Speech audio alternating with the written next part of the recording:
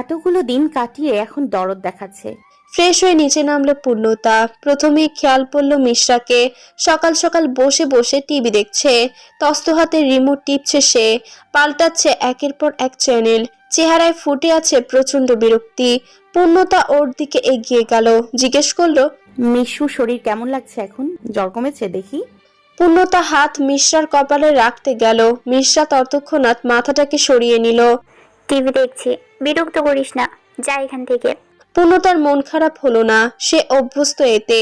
এর মধ্যে ধীরে এসে দাঁড়ালো ওর পাশে, সাথের হাতা ফোল্ড করতে করতে বলল, যে ভালোবাসার কদর বোঝে না তাকে ভালোবাসা দেখাতে চাস কেন পূর্ণা? সত্যি তুইও না? মিশ্রা রেগে মেগে বলল। ব্যাস, শুরু হয়ে গেল। সকাল সকাল আমাকে জ্বালাতে এলে। ধীর তাচ্ছিল্য হাসলো। ফালতু কাজকর্ম এই ধীর করে না। ধীর হন করে গিয়ে ডাইনিং এর চেয়ার টেনে বসলো। মিশ্রা সেদিকে চেয়ে দাঁত পিষে ধরলো। ঠায় দাঁড়ানো পূর্ণতাকে দেখে খেকিয়ে বলল, দাঁড়িয়ে আছিস কেন? সর সামনে থেকে। পূর্ণতা দীর্ঘশ্বাস ফেলে মাথা নেড়ে চলে গেল। ধীর দ্রুত নিজের পাশের চেয়ার ইশারা করে বলল, এখানে বস। নির্বেজাল পূর্ণতা ধীরের পাশেই বসলো। তুই দেখছি নতুন বউয়ের মতো এক হাত ঘোমটা টেনে নিয়েছিস পূর্ণা। সেলিনা ধীরের সামনে খাবার রাখতে রাখতে বললেন, ও তো নতুন বউই, আমার ধ্রুবর বউ, এবারই ছোট বউ। ধীরের মেজাজ তুঙ্গে উঠে গেল। সেলিনার বেড়ে দেওয়া প্লেট নিজের সামনে থেকে এক ঝটকায় ঠেলে দিয়ে বলল, এসব কি নাস্তা বানিয়েছো? আমি এইগুলো খাই? উপস্থিত প্রত্যেকে হকচকালেন। কাচের প্লেট ঠেলে দেওয়া গ্লাসের পানিটাও উতলে উঠতে চাইলো। সেলিনা অবাক কণ্ঠে বললেন, ওমা, খাস না মানে? তুই তো পরোটা খেতে ভালোবাসিস। বাসি তাই বলে এখন খাবো না, অন্য কিছু দাও। পূর্ণতা বলল। তাহলে কি খাবে ভাইয়া? স্যান্ডউইচ বানাবো? পূর্ণতার কোমল কণ্ঠে ধীরের রাগটা কমে এলো, তবু চোখ মুখ কুঁচকে বলল, কিচ্ছু না, দিয়েছে যখন খাচ্ছি। ঠেলে দেওয়া প্লেট আবার টেনে কাছে আনলো ধীর। পরোটা ছিঁড়ে মাংসের ঝোলে ভিজিয়ে মুখে দিল। সকলে মুখ চাওয়াচাওয়ি করলেন। এই ছেলের মতিগতি বোঝা মুশকিল। এই মিশু, তুই এখানে বসে কেন, খাবি না? সেলিনার প্রশ্নে মিশ্রা উত্তর পাঠালো। না। আশরাফ নম্র কণ্ঠে ডাকলেন, মিশু, মা না খেয়ে থাকবে কেন? এসো বাবার পাশে বসে খাও। মিশ্রার ফোঁস রাগ উবে গেল। এই মানুষটার প্রতি ভেতর ভেতর সে প্রচন্ড দুর্বল। টিভি বন্ধ করে এসে বাবার পাশে বসলো।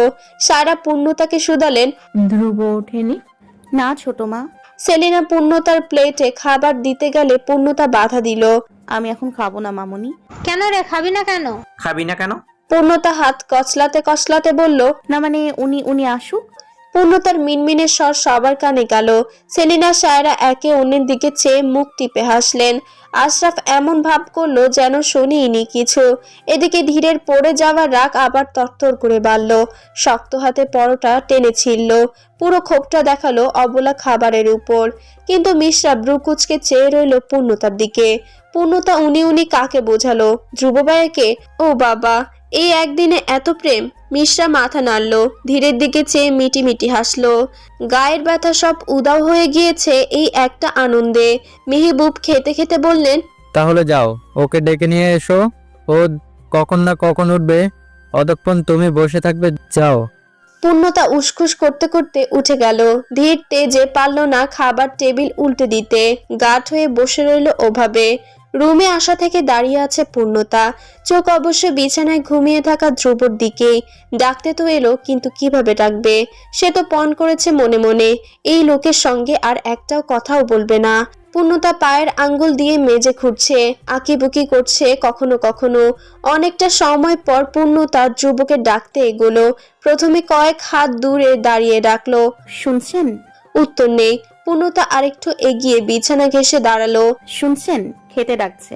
এবারেও কোনো জবাব নেই। পূর্ণতা এবার ঝুঁকে গেল, হাত দিয়ে ধ্রুবকে ছুঁতে যাবে, হুট করে ধ্রুব চোখ মিলল।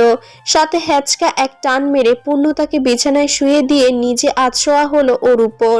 পরপর ঘটনায় ভড়কে গেল পূর্ণতা। ধ্রুব কাছে থাকলেই যেখানে দম আটকে আসে, সেখানে এই অবস্থায় বেশিক্ষণ থাকলে মরেই যাবে। ধ্রুব ঠোঁট কামড়ে হেসে ডান ভ্রু উচালো। পূর্ণতা তোতলে বলল, এসব কি ধরনের অসভ্যতা? ধ্রুব উত্তর না দিয়ে পূর্ণতার নাকে নাক ঘষে দিল। পূর্ণতার চোখ বেরিয়ে এলো এতে। শরীর শিরশির করছে সে কখন থেকে। এতক্ষণ তাহলে ঘুমের ভান ধরেছিলেন? তবে অনেক কষ্ট হচ্ছিল। সেই কখন রুমে এসেছো অথচ এতক্ষণে কাছে এলে। ধ্রুবর অপকট স্বীকারোক্তি।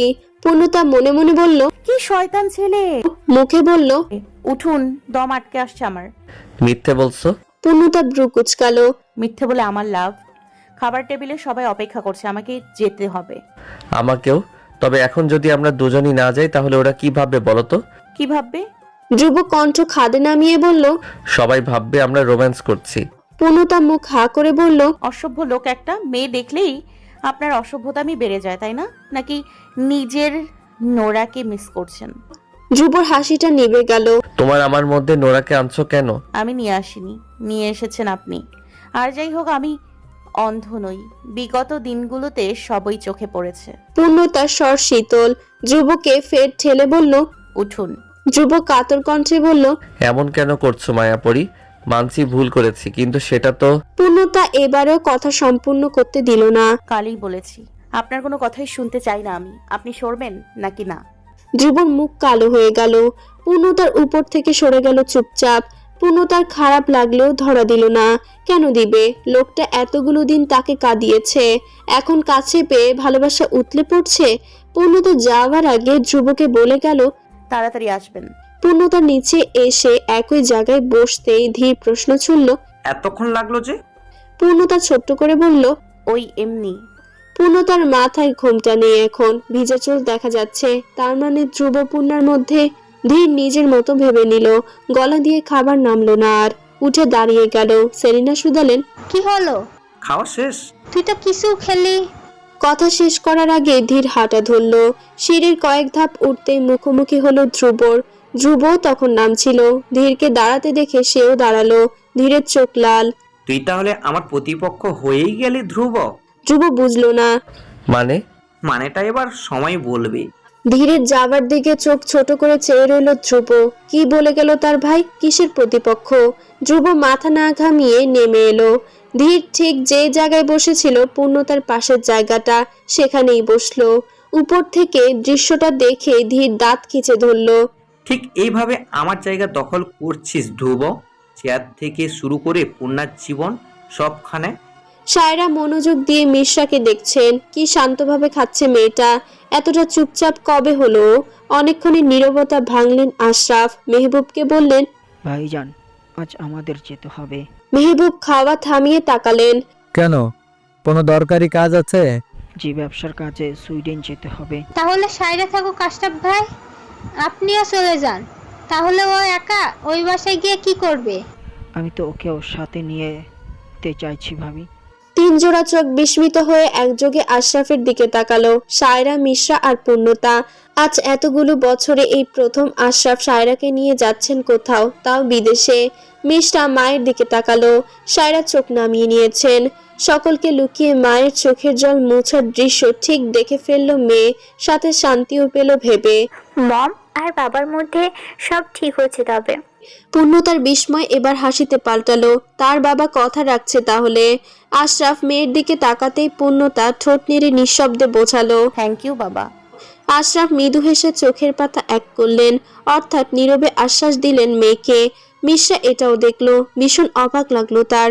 আগা মাথা কিছুই বুঝতে পারলো না।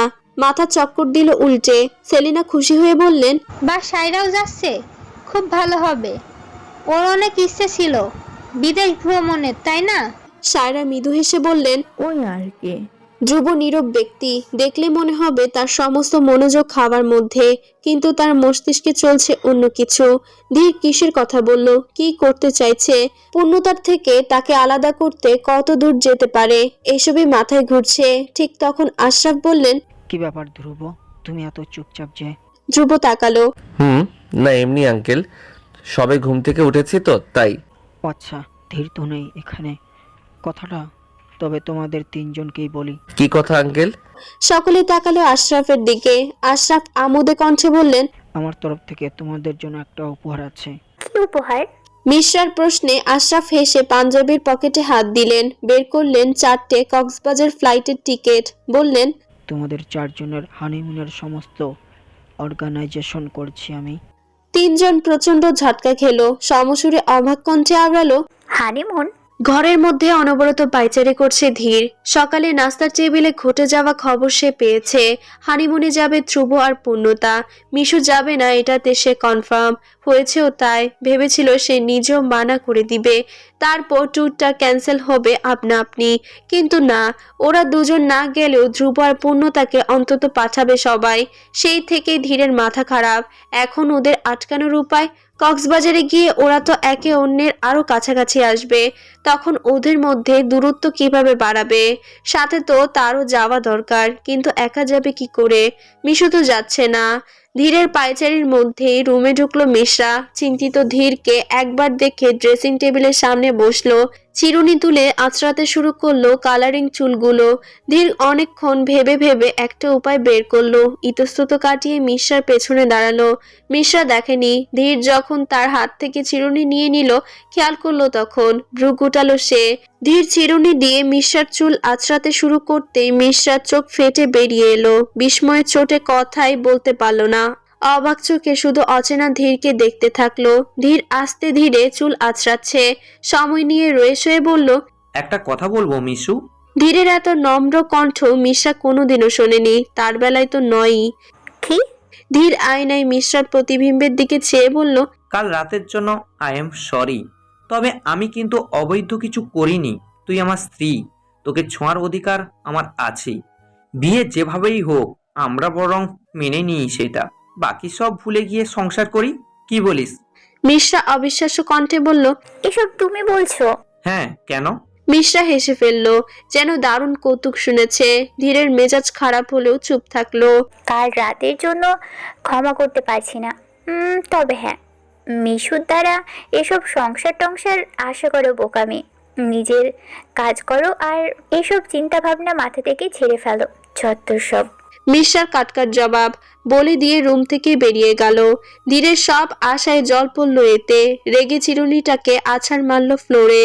মিশরা খুব আস্তে আস্তে হাঁটছে। মাথায় ঘুরছে ধীরের একটু আগের কথাগুলো। ধীরকে সত্যি সংসার করতে চাইছে, তাও তার সঙ্গে? কাল রাতে ধীরের স্পর্শের রাগ ক্ষোভ উপচে পড়েছে। বা এত হিংস্র একটা মানুষ হয়? পূর্ণতাকে বিয়ে করতে না পেরে শোকে দুঃখে যা করলো তা মানা গেল, কি বলল এখন? একদিনের মধ্যে সবার এত পরিবর্তন কি করে? ওইদিকে পূর্ণতার আচরণও কেমন অবাক করার মতো, যা মিশরার ভাবনা চিন্তাতেও নাড়িয়ে দিচ্ছে। পূর্ণতাও তো ধীর ভাইয়াকে ভালোবাসতো, তবে ও কি করে পারলো ধ্রুব ভাইয়াকে মেনে নিতে? ওদের মধ্যে তো সবকিছু স্বাভাবিকই দেখলাম। তবে কি আমার বুঝতে ভুল হয়ে গেল? কোনোভাবে পূর্ণতা ধ্রুব ভাইয়াকে ভালোবাসতো না তো? তখন সায়রা পেছন থেকে ডেকে উঠলেন। মিশু, মিশরা ঘুরে তাকাতেই বললেন, আমার ঘরে আয়, একবার কথা আছে। সায়রা ঢুকে গেলেন রুমে। মিশরা কৌতূহল নিয়ে পা বাড়ালো সেই দিকে। পূর্ণতা লাগেজ গুছাচ্ছে। ধীর আর মিশরার যাওয়া না হলেও তাদের যাওয়া হচ্ছে। পূর্ণতা শত মানা করলেও কেউ কানে তুলেনি, বিশেষ করে সায়রা। কেন যেন সায়রা উঠে পড়ে লাগলেন ওদের হানিমুনে পাঠাতে। পূর্ণতা তার ছোট মায়ের এত আগ্রহের মাথা মুন্ডু বুঝলো না। তার আপত্তি শুনে আশরাফ প্রথম দিকে মেনে নিতেই যাচ্ছিলেন, কিন্তু সায়রার কথায় আর হলো না। কি যে বোঝালেন বাবাকে কে জানে। অবশ্য যেতে তো পূর্ণতাও চায়। মানা উপর উপর করছিল ধ্রুবর প্রতি অভিমানের জন্যে। পূর্ণতা যখন কাজ আর ভাবনায় মশগুল, হুট করে পেছন থেকে এসে জড়িয়ে ধরল ধ্রুব। থুতনি গুজে দিল কাঁধে। পূর্ণতা চমকে উঠল। ধ্রুবকে দেখেই ক্ষেপে বলল, সবসময় এমন হুটহাট করে জড়িয়ে ধরবেন না আমায়। আমি না ধরলে কে ধরবে মায়াপরি? বরং আরো শক্ত করে জড়িয়ে ধরল ধ্রুব। আপনাকে বলেছি না আমাকে নাম ধরে ডাকতে? বলেছিলে, কিন্তু আমি যে শুনছি না তোমার কথা, তার প্রমাণ তো পাচ্ছ। আপনি এরকম কেন করছেন বলুন তো? ছাড়ুন আমাকে। পূর্ণতার ছোটাছুটি এবারেও কাজে দিল না। ধ্রুব কপাল কুঁচকে বলল, সব সময় এত ছাড়ুন ছাড়ুন করে না তো, নিজের বউকেই তো ধরেছি। পূর্ণতা তাচ্ছিল্য হাসলো। বউ? যেখানে বিয়েটাই ইচ্ছের বিরুদ্ধে করেছেন, সেখানে আবার কিসের বউ? ধ্রুব মুচকি হাসলো। ইচ্ছের বিরুদ্ধে নয়, ভালোবেসে করেছি। পূর্ণতা মুখের উপর বলল, এক মুখে দুরকম কথা বললে তাকে কি বলে জানেন? দুমুখ সাপ। আর আপনি ঠিক তাই। ধ্রুবর দুষ্টু হাসি মুছে গেল। হাত শিথিল হতেই পূর্ণতা নিজেকে ছাড়িয়ে বেরিয়ে গেল ঘর ছেড়ে। ধ্রুব কতক্ষণ মন খারাপ করে চেয়ে থেকে হেসে ফেলল। যাচ্ছ যাও মায়াপরি, তবে সামনে কিন্তু আমার দিন আসছে।